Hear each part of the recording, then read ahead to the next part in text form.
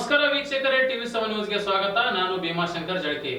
ಕಳೆದ ಕೆಲವು ವರ್ಷಗಳ ಹಿಂದೆ ಕಲಬುರಗಿಯಲ್ಲಿ ರೌಡಿ ಶೀಟರ್ ಮುನ್ನಾನನ್ನು ಸೆರೆ ಹಿಡಿಯುವ ಸಂದರ್ಭದಲ್ಲಿ ಶೂಟೌಟ್ಗೆ ಬಲಿಯಾದ ದಕ್ಷ ಪೊಲೀಸ್ ಅಧಿಕಾರಿ ಮಲ್ಲಿಕಾರ್ಜುನ್ ಬಂಡೆ ಅವರ ಕುರಿತಾದ ಚಲನಚಿತ್ರವೊಂದು ನಿರ್ಮಾಣವಾಗಿದೆ.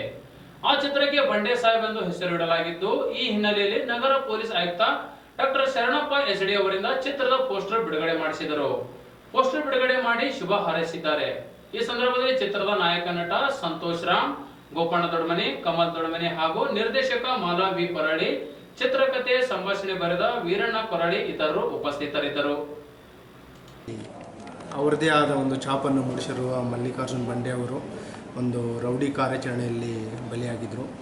ಅವರ ಒಂದು ಜೀವನಾಧಾರಿತ ಒಂದು ಚಲನಚಿತ್ರವನ್ನು ಬಂಡೆ Saheb the power of police ಅಂತ ಚಲನಚಿತ್ರವನ್ನು ಬಿಡುಗಡೆ ಮಾಡ್ತಾಯಿದ್ದಾರೆ. ಎಂಟೈರ್ ತಂಡಕ್ಕೆ ನಾನು ಅಭಿನಂದನೆ ಸಲ್ಲಿಸ್ತಾ ಇದ್ದೀನಿ. ಈ ಏನು ಚಿತ್ರ ಇದೆ ಅವ್ರದ್ದೇನು ನೈಜ ಜೀವನಕ್ಕೆ ಆದಷ್ಟು ಹತ್ತಿರವಾಗಿರುತ್ತೆ ಅಂತ ನಾನು ಆಶಿಸಿದ್ದೀನಿ. ಮತ್ತು ಈ ಒಂದು ಚಲನಚಿತ್ರ ಈ ಪ್ರತಿಯೊಬ್ಬ ಖಾಕಿ ಧರಿಸುವವರಿಗೆ ಒಂದು ಉತ್ತೇಜನ ನೀಡಲಿ ಮತ್ತು ಸಾರ್ವಜನಿಕರು ಕೂಡ ಈ ಯೂನಿಫಾರ್ಮ್ ಬಗ್ಗೆ ಗೌರವ ಬರೋ ರೀತಿ ಈ ಚಲನಚಿತ್ರ ಒಂದು ಅಭಿಪ್ರಾಯನ ಮೂಡುತ್ತೆ ಅಂತ ಆಶಿಸ್ತಾ ಇದ್ದೀನಿ. ಮತ್ತು ಎಂಟೈರ್ ತಂಡಕ್ಕೆ ನಾನು ಮತ್ತೊಂದು ಸಲ ಶುಭಾಶಯಗಳನ್ನು ಕೊಡ್ತಾ ಇದ್ದೀನಿ.